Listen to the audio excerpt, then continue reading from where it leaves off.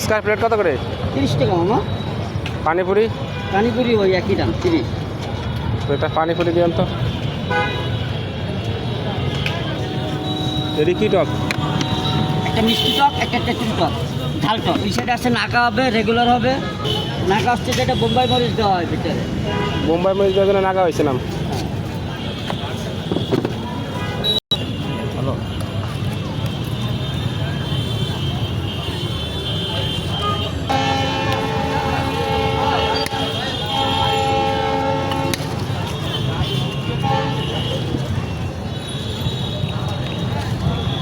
এটা কি প্লাস্টিকের বোম্বাই মরিচটা অরিজিনাল? অরিজিনাল।